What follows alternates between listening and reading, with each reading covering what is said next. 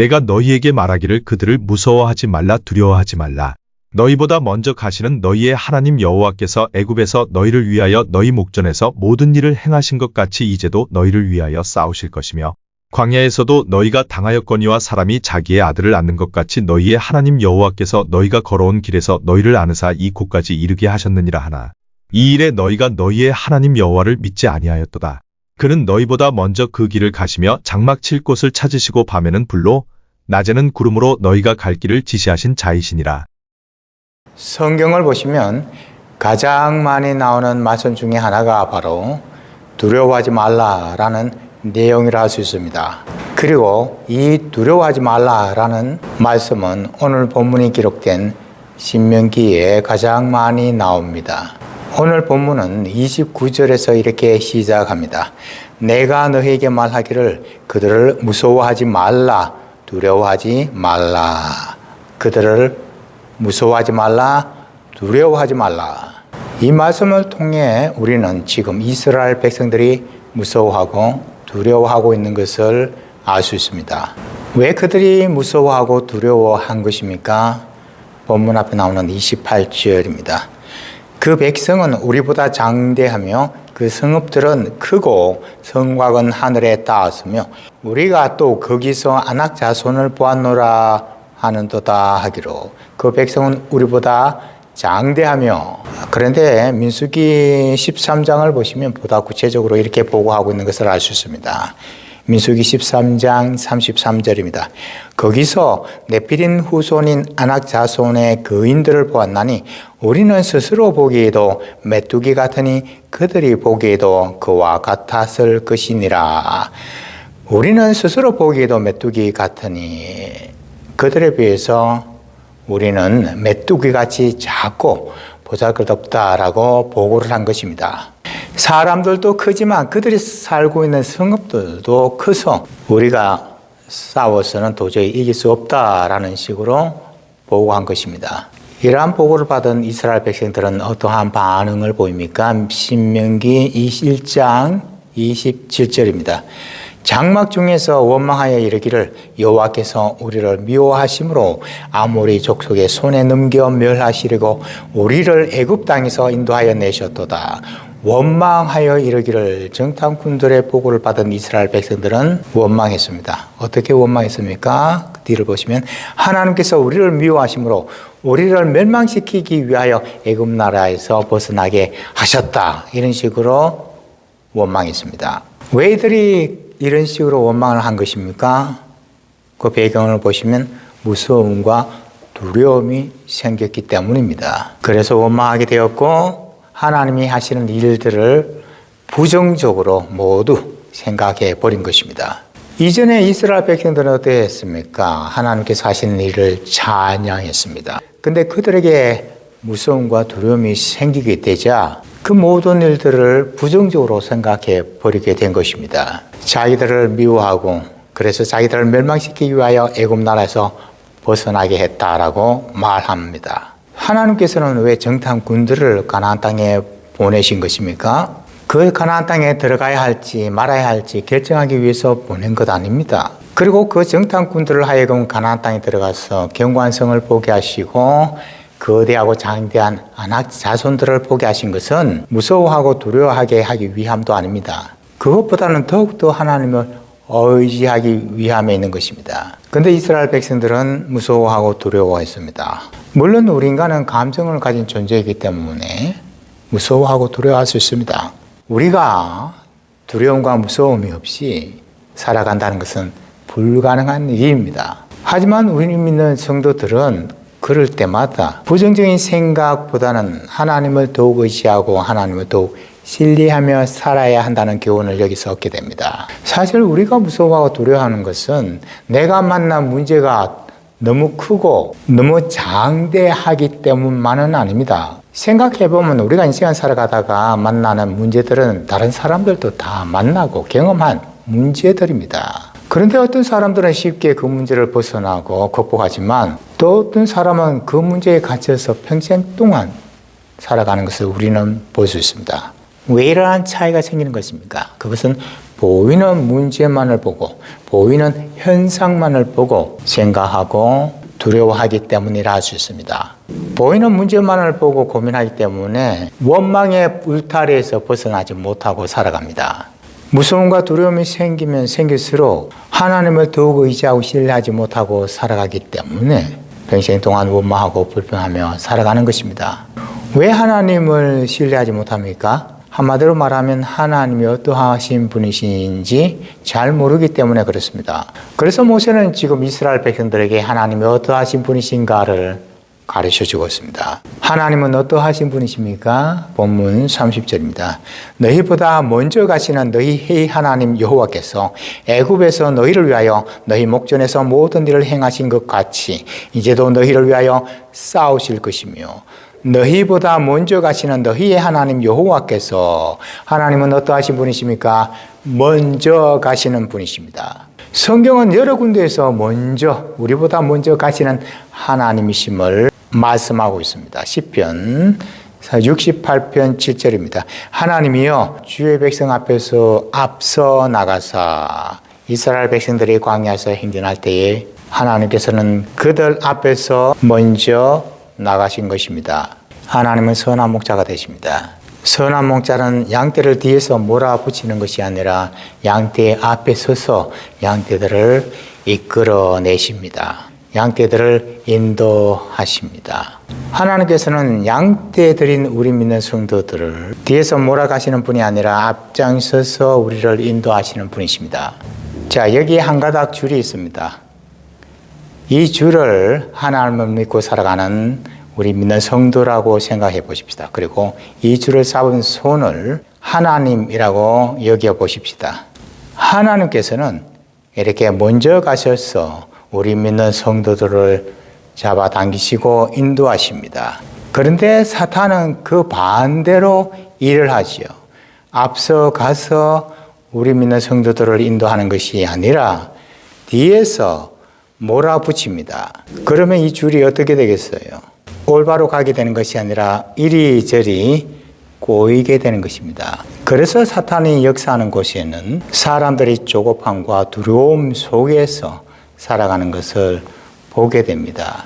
하지만 우리 믿는 성도들은 언제나 우리들 앞서 가시고 우리를 인도해 주십니다. 그런데 먼저 가신다라고 하는 표현을 원어로 보시면 미완료형으로 되어 있습니다. 무슨 의미인가 하면 과거에 한 번만 행하신 것이 아니라 과거부터 지금까지 계속해서 현재 완료형이죠. 계속해서 행하시고 계신다는 의미입니다. 지금 이 하나님의 말씀을 듣고 있는 사람들은 가나안 입성을 앞두고 있는 다음 세대의 사람들입니다. 하나님께서는 가나안 땅에 들어간 이후에 이 세대들이 부모님들의 세대인 그 불신앙을 반복하게 하지 않기 위하여 이 말씀을 전하고 있는 것입니다. 그래서 부모님 세대에서 먼저 가시고 먼저 행하신 하나님께서 지금 이 세대에 똑같은 말씀을 전하십니다. 이전에 행하셨던 하나님께서 이제도 너희를 위하여 행하실 것이다 라고 말씀하고 있는 것입니다. 그래서 오늘 이 시간에는 저와 여러분이 본문의 내용을 살펴보면서 무서움과 두려움 속에서 원망하고 있는 이스라엘 백성들을 위한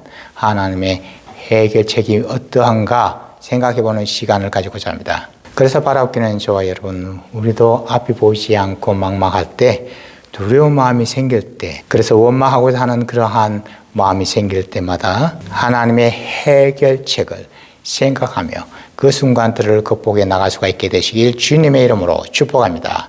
자, 하나님의 해결책은 무엇입니까? 첫째로 대신 싸워주시는 것입니다. 본문 30절 후반부입니다.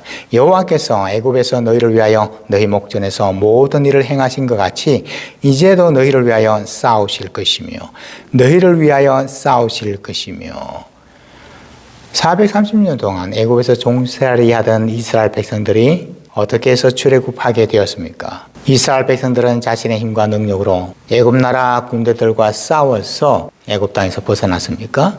아니죠. 하나님께서 애굽 나라에 10가지 재앙을 내리셔서 바로 왕으로 하여금 항복하게 하셨고, 그래서 이스라엘 백성들이 출애굽할 수 있게 된 것입니다. 그리고 이스라엘 백성들이 홍해 바다를 어떻게 건넜나요? 헤엄쳐서 건넜습니까? 배를 타고 건넜습니까? 아니지요.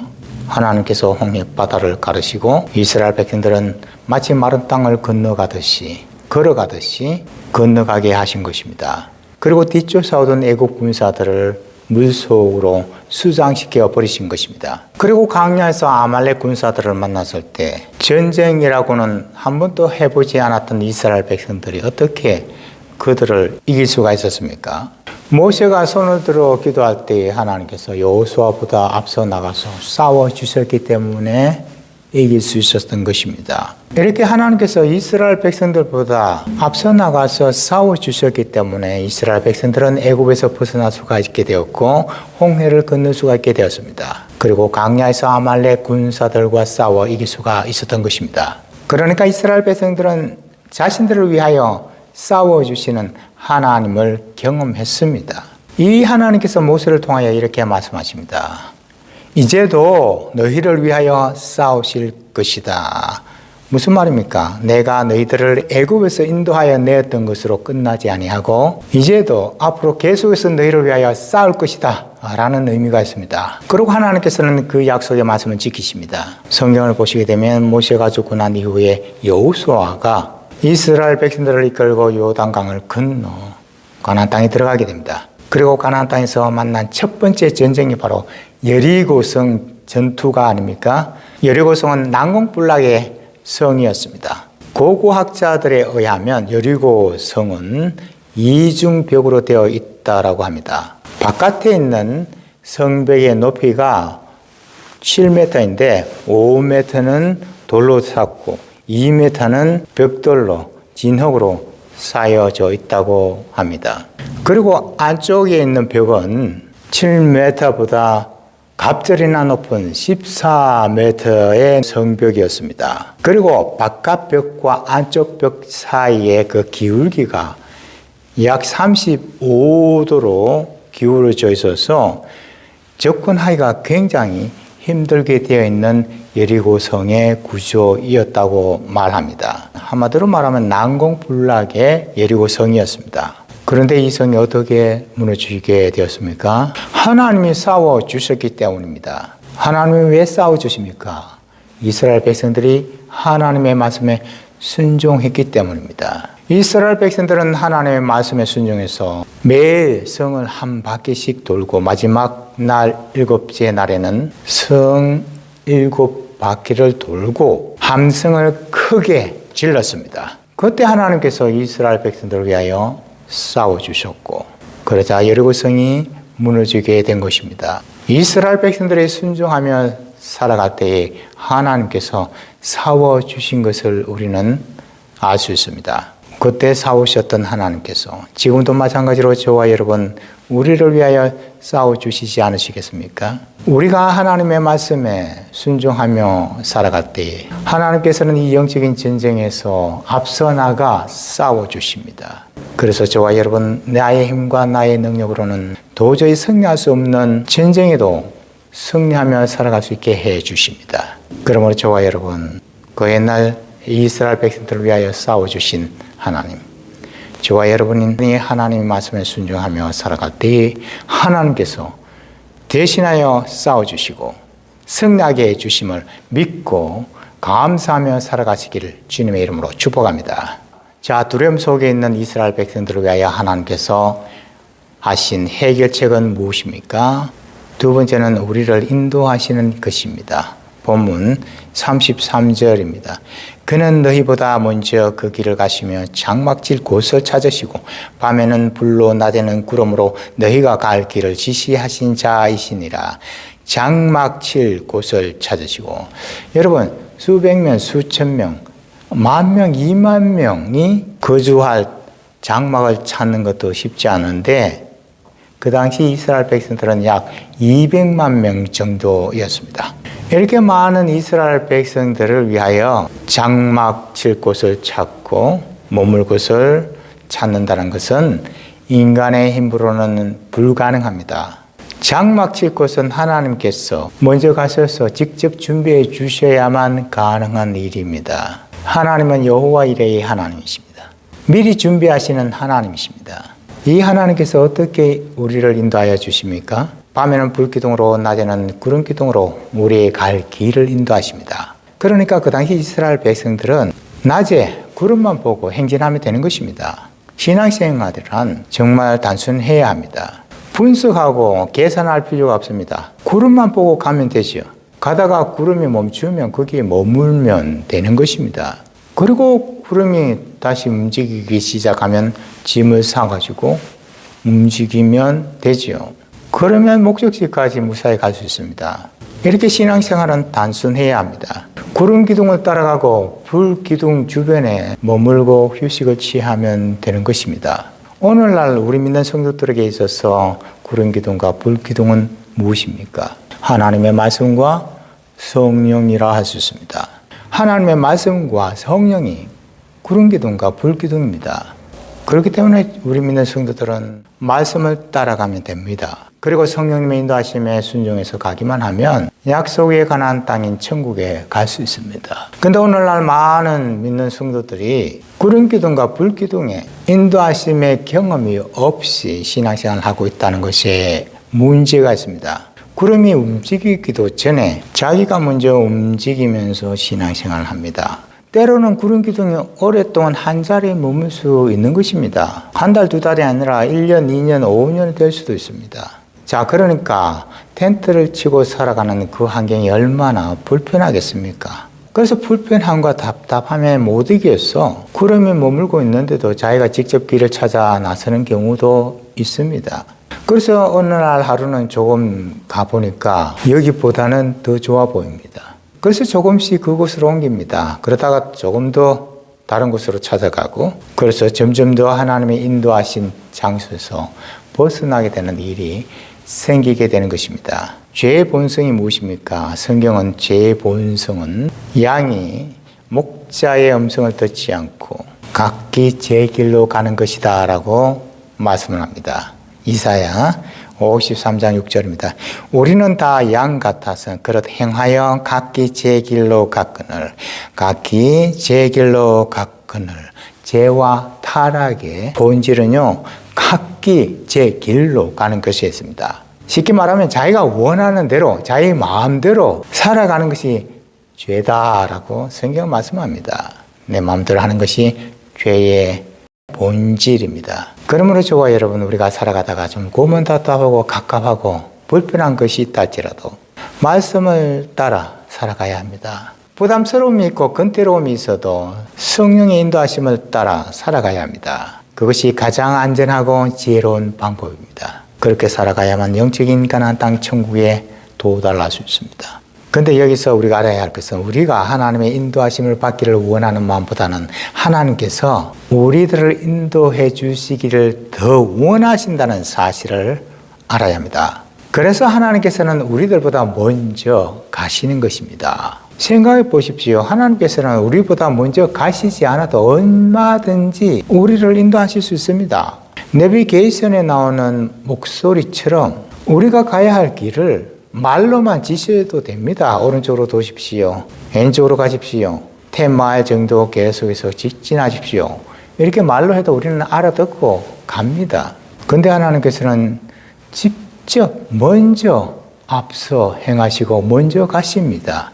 그리고 내가 가는 것을 보고 따라오라 라고 인도해 주십니다. 얼마나 감사한 하나님이십니까? 그러므로 저와 여러분, 내가 내 마음대로 내가 원하는 대로만 가지 않는다면 하나님께서는 우리를 주님 앞에 서는 날까지 천국 문에 이르기까지 인도해 주실 것입니다. 시편 48편 14절입니다.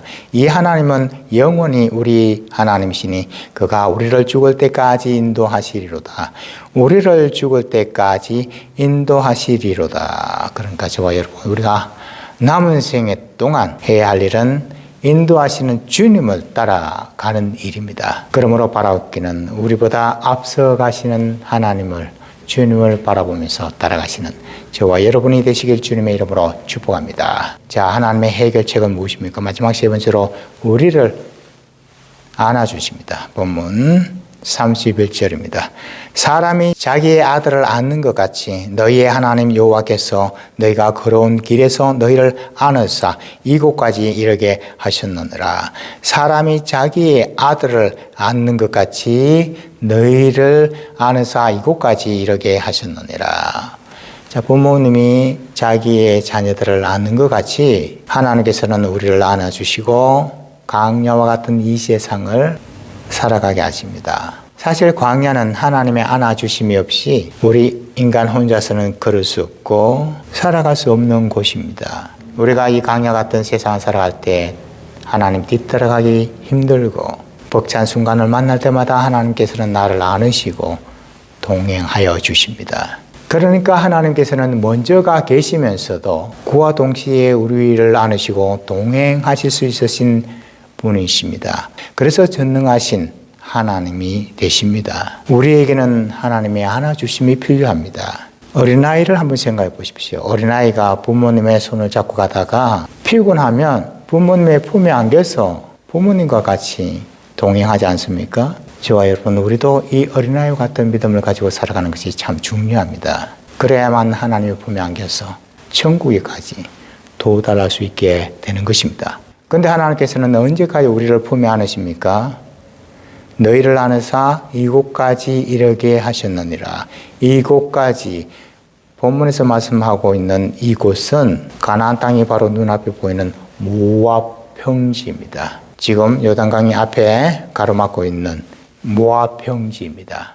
그러니까 하나님께서는 이스라엘 백성들을 품에 안으시고 가나안 땅에 들어가기 직전까지 오신 것입니다. 마찬가지입니다. 저와 여러분, 하나님께서도 우리를 광야와 같은 이 세상을 지나는 동안에 나를 품에 안으시고 동행하시고 인도하십니다. 언제까지요? 영적인 가나안 땅 천국문에 이르기까지 우리를 인도해 주십니다. 저와 여러분, 우리는 예수님께서 흘리신 보혈의 피로 말미암아 사탄 마귀가 통치하던 영적인 애굽 땅을 벗어나게 되었습니다. 광야 같은 이 세상을 살아가는 동안에 힘들고 어려울 때 나를 품에 안으시고 영적인 가나안 땅 천국문 앞에까지 인도하여 주신 것을 명심해야 합니다. 근데 여기서 우리가 얻어야 할 귀한 교훈 하나가 있습니다. 불행하게도 이스라엘 백성들은 이 하나님을 믿지 않았습니다. 본문 32절입니다. 이 일에 너희가 너희의 하나님 여호와를 믿지 아니하였도다. 너희가 너희 하나님 여호와를 믿지 아니하였도다. 믿지 않는 이스라엘 백성들을 보시면서 하나님은 분노하십니다. 어떻게 분노하십니까? 본문 뒤에 나오는 35절입니다. 이 악한 세대의 사람들 중에는 내가 그들의 조상에게 주기로 맹세한 좋은 땅을 볼 자가 하나도 없으리라. 주기로 맹세한 좋은 땅을 볼 자가 하나도 없으리로다. 그래서 여호수아와 갈렙과 그리고 광야에서 생활하던 중에 태어난 나이가 20세가 안 된 사람들만 가나안 땅에 들어가게 됩니다. 그 외에는 모두가 다 가나안 땅에 들어가지 못하고 광야에서 죽었습니다.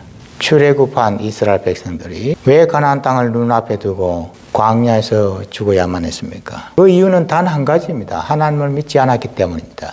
그들은 앞서가서 행하시는 하나님을 믿지 않았습니다. 그들은 자신을 위하여 싸워주시는 하나님을 믿지 않았고 인도해 주시고 보호해 주시는 하나님을 믿지 않았습니다. 자신을 품에 안아서 가나안 땅에 이르게 하신 하나님을 믿지 않았습니다. 저와 여러분, 우리가 신앙생활에서 실패하게 되는 것은 돈이 없기 때문이 아닙니다. 지식이 없기 때문도 아닙니다.